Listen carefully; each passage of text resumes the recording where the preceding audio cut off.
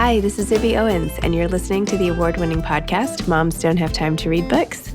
I'm also the host of Moms Don't Have Time to Lose Weight, and I'm the editor of the anthology, which you should run out and buy, called Moms Don't Have Time to, a quarantine anthology.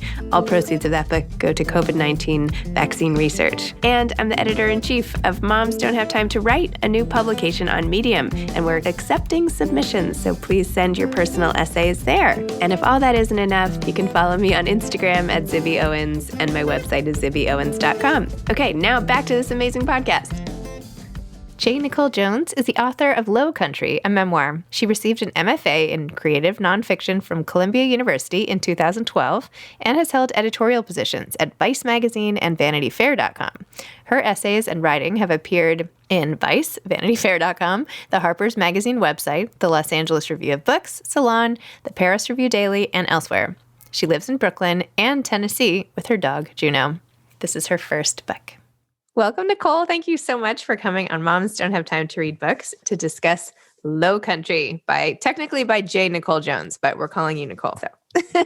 Oh, thank you so much for having me. Yeah, I'm so excited to be here. I love your podcast. Oh, I'm so glad. Thanks for listening. Low Country, a Southern memoir. Can you please tell listeners what your book is about and what inspired you to write a memoir to begin with? Yeah, well, my book is about my life growing up in South Carolina, but I feel like my family is more the main character and the place itself and the history, I hope. And yeah, I have always loved memoirs. I mean, reading anything, but I heard you call yourself a memoir addict with Cheryl Strayed in another of yours. And I was like, me too, that's me. So I think we often tend to read a lot of what maybe we are thinking about kind of always like turning into something bigger, or, like little stories. And so I was just kind of grew up, I think, surrounded by people telling stories all the time. My dad is a songwriter and kind of often was turning little, anything in our day into songs and then, trying to make bigger stories into, something memorable. And then South Carolina itself has such an interesting and rich and often dark history. And I felt like a lot of things that you sort of know are around always, especially in the land and the history of the land, you learn about and then are not talked about, or I don't know, that there's like a lot of hidden violence around all the time down there is how it felt to me growing up. And especially in my family, I saw my grandfather kind of be violent with my grandmother. And I think I was always sort of sorting out what was okay to talk about and what was not okay to talk about. And then you get older and you kind of think, well, what was actually happening and why shouldn't I have been talking about that? And that's what we need to be talking about. And so I think I just, reading lots of memoirs and, essays and, novels, of course, too. You just sort of start to organize things in your head and say, oh, yes, well, that's what was happening here. Or no, this is, something else is going on with that. And so I think I just, kind of started putting my own stories together, having kind of grown up in that framework of connection. So awesome. Well, tell me a little about your dad. There was a scene in the book where you're listening to a song on the radio with your dad, and then you have us sort of fast forward years ahead when your dad has now written a song performed by the son of the artist who you had been listening to. I'm not telling the story. You did it beautifully in like a sentence and I just messed it up. But explain that whole thing and how because in the book, we kind of go along the journey of your dad trying to make it right over and over. And then you give us this little sneak peek into the fact that he does sell a song and it is exciting. So tell me a little bit about that part and even the effect on you of watching your dad's repeated, trips to Memphis and trying to make it and going along with the success when it eventually comes. So tell me a little more about that, if you don't mind.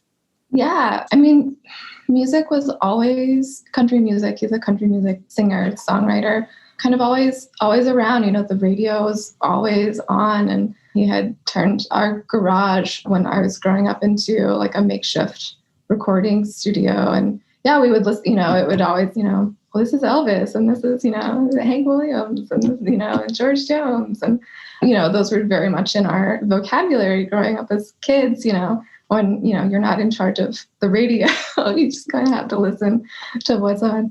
And yeah, we grew up on the coast of South Carolina in Myrtle Beach, just where he grew up. But he would take periodic trips to Nashville, Tennessee, which is, a long, way away. And yeah, I knew it wasn't Memphis. Did I say Memphis? I knew it wasn't Memphis. I'm sorry. Okay. Nashville. No. Sorry. Yeah. And yeah, try and sell songs to music houses. And back then, I think you made cassettes, like demo cassettes, and left them in baskets on Music Row. All the publishing houses were in these old houses, and that's not how I do it anymore, but I guess. So yeah, he was a bartender often in the evenings and waited tables, and in the morning sometimes. And in the daytime, he was home with us a lot and would write. He'd be kind of working on a turn of phrase or, something on his guitar, and, would be like, oh, like, listen to this, and which do you like better? And, bring me the rhyming dictionary or the thesaurus, and so, yes, it's a big moment, I think, to realize that someone that you've really idolized, or someone who was a big deal, Hank was a big deal in country music. And then he, not to give too much away, but yeah, he goes to Nashville repeatedly and ends up there when I'm an adult and kind of makes it and sells a song to Hank Williams Jr. And that ends up on the radio. And yeah, we kind of have a relationship that's sort of on and off in the book. And yeah, it's very interesting to hear kind of tidbits of your life and songs, like I know that, you're supposed to be singing about my mom right now, or I remember when that happened, or that's the truck that is, in that verse. So it's it's kind of funny, very surreal. Yeah. So neat. I've never sort of spoken to anyone who that's happened to before. So that's very neat. Unique experience.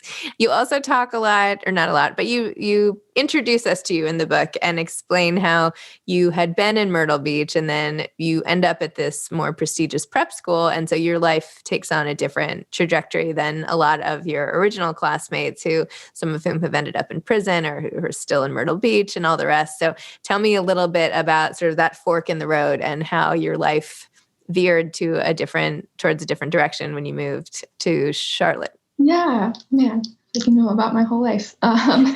Yeah, we moved from Myrtle Beach to Charlotte when I was starting high school, and I decided that I wanted to kind of unilaterally go to kind of a college prep school. And like from my middle school in Myrtle Beach, wrote and asked for all these applications and materials and things, and then I actually started to get in. And it was one of those double-edged things. I was very excited and very, very, very lucky and of immense privilege to be able to do that.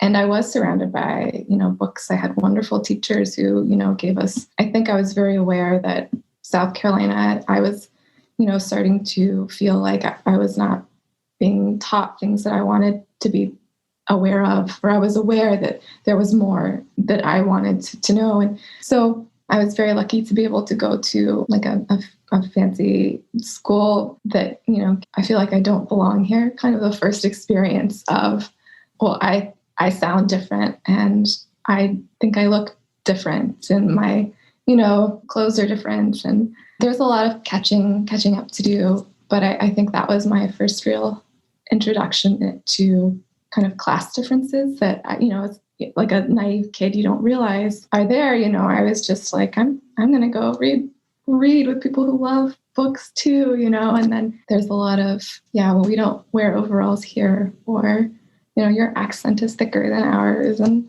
so, yeah. Interesting.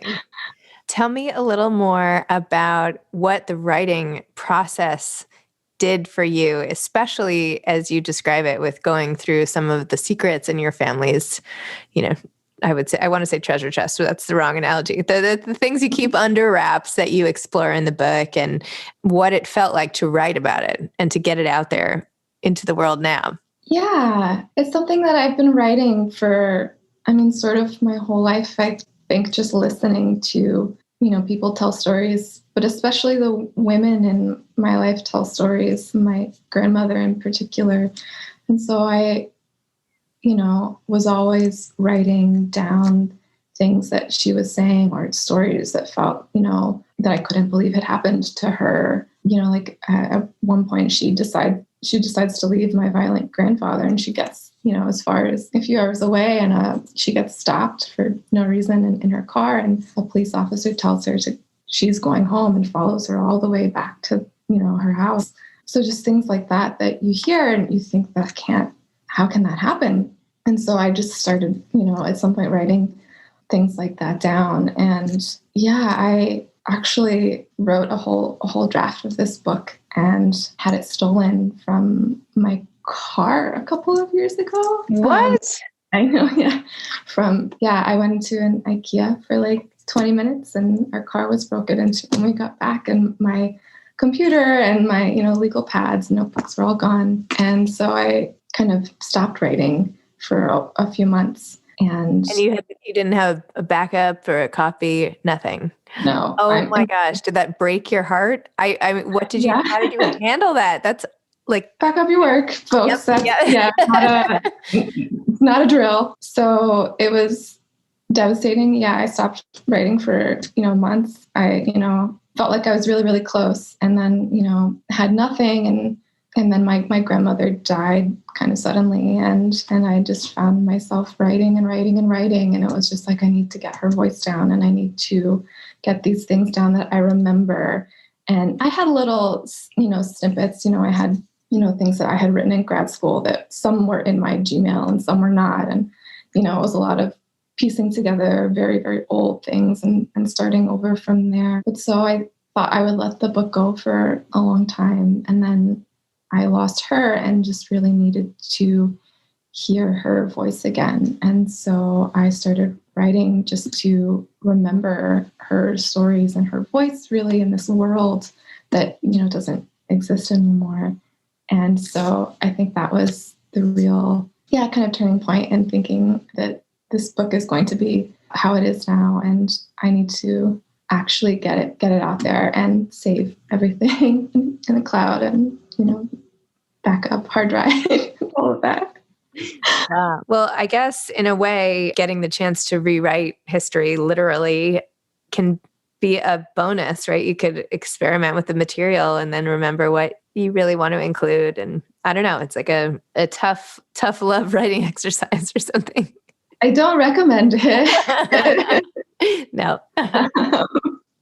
But yeah, I think it really helped me to figure out why I was telling the story. I think I grew up with these fantastical tales that felt very close to me. My family has a lot of interesting, weird, unusual experiences. And then growing up in South Carolina, where you are surrounded by, this is where, this pirate landed, or, things feel, history feels very near, but also very hushed up sometimes. And so you're not sure what is real sometimes and what is just a story, and, what part of a story might have been real and what might have been kind of made up or altered just through people telling things over and over again. So I think I had always been writing those down because it was interesting to me and fun for me to, as a reader, to think of those things. And then when I had to start over, it really was, like you said, I'm choosing to rewrite some of this history. And I felt really focused on why I was writing. Well, I guess that's one piece of advice is, really, well, back up, but, sort through the material of your life and figure out what gets through the strainer, and twice, if you will. So many times. Tell me about your publication journey. How did this sell and what was that like for you?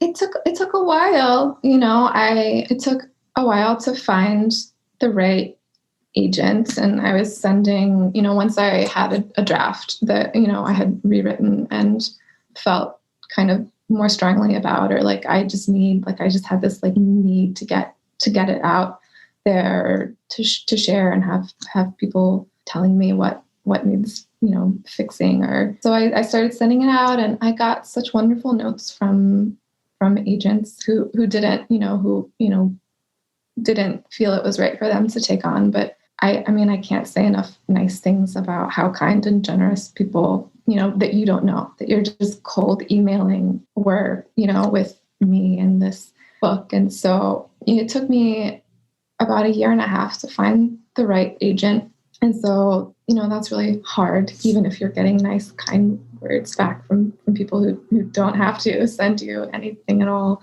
And so my agent and I went through, and she's very hands-on and wonderful, and did an edit and sent that out. And it ended up with Catapult, and my editor, Megha Magenter, who is herself like a star novelist too. So, and I, again, can't say enough nice things about Catapult and Megha, and just how generous people have been in the publishing world. It's just been lots and lots of really kind people who like books and have been so helpful. So yeah, I mean, it felt like it was taking a long time, when you're in it and you're like, I want this to happen. But I guess if I could go back in time, that would be something I would tell myself, as a grad student writing, a thesis that was like sort of this, I would say that it, takes the time that it takes. And I'm really happy that I didn't sell something right out of school. I think that with memoir in particular, I think time might be better to really kind of get that perspective, and not even, I don't know, people talk a lot about like the double perspective with memoir. You like talk about what's happening and then reflect on, what it means or why or the consequences. And I mean, there's so many more, there's so many meanings, it's more than just two. So I'm very, very glad that the book took the journey that it did to publication. And you mentioned how much you love reading memoir. Are there 1 or 2 or 3 that you have as like your favorite memoirs, or that you're reading now, or just something that stuck with you? Oh my gosh. I mean, there's so many. I mean, I could just list and list. I mean, from like the past year, gosh, the Dragons, the Giant, the Women, the Way to More book is just, I mean, like, wow. And yeah, Wandering in Strange Lands, I read thinking about my book and the history. And I mean, just beautiful. And Justin Taylor had a memoir last year called Writing with the Ghosts. That was just wonderful. And I mean, in terms of favorites, I read The Woman Warrior that Maxine Hong Kingston won a lot. I give that a lot as a gift. I hand that out a lot. Yeah, Cheryl Strayed's is, like such a classic. Yeah, so many. My Father and Myself, the J.R. Ackerley book, that's like the New York Review of Classics put that out, about a decade ago, and that's wonderful. Yeah, so many. Excellent. Awesome. So any parting advice for aspiring authors? I know you've already included a bunch, but. I mean, keep going. I think like really just keep going. Like sometimes it's the time in your life to have a day job and to just kind of take care of yourself, and just know that it's always there, and to, carve out that 20 minutes in the morning, or, or don't, or if you need to take more time and just really come back to something at a more focused period, then that's fine too. I think every book takes the right journey that it's supposed to have, maybe to where it ends up. So yeah, don't give up, but also back up your work. Number 1 lesson. Awesome. What about you? Do you have memoirs that you've been reading that have really stayed with you lately? Oh my gosh, so many. Lately, I don't know. I mean, I always reference Dani Shapiro because I love her as like one of the best memoirists. I just love how she writes, and I don't know. I hate to even pick. Now, I know that's a cop-out of an answer, but, I'm actually reading now this other book because I'm about to interview her, but it's called You're Leaving When: Adventures in Downward Mobility by Annabelle Gurwitch. And it's hilarious, although also sad. And I think right now I'm just in the mood for some funny stuff as well, right? I like to mix in sort of sad and deep and emotional with some lighter, I just appreciate a sense of humor as well. So that one's it's a funny look at a sad situation, I guess is how I would say it. And I've been reading her books for a long time. So I was excited that she had a new one coming out. So I guess I'd say that. Anyway, thank you so much for coming on Moms Don't Have Time to Read Books. Thank you. I'm excited for your publication journey with Low Country to come to, the finish line where it actually starts over with a new journey. So congratulations. Thank you so much. And thank you for having me. I feel like I've been listening to you a lot in the pandemic. So I feel like you've been sort of in the zone already here with me. So I'm glad I could accompany you. It's my pleasure. All right. Thank you so much. Okay. Take care, Nicole. Bye-bye. Thanks for listening to this episode of Moms Don't Have Time to Read Books. Don't forget to follow me on Instagram at Zibby Owens and at Moms Don't Have Time to Read Books. Also sign up for my newsletter at zibbyowens.com and sign up for my virtual book club and meet lots of authors on Zoom every other week. Thanks so much to Steve and Ryan at Texture Sound for the sound editing. And thank you to Morning Moon Productions for providing this fantastic intro and outro music.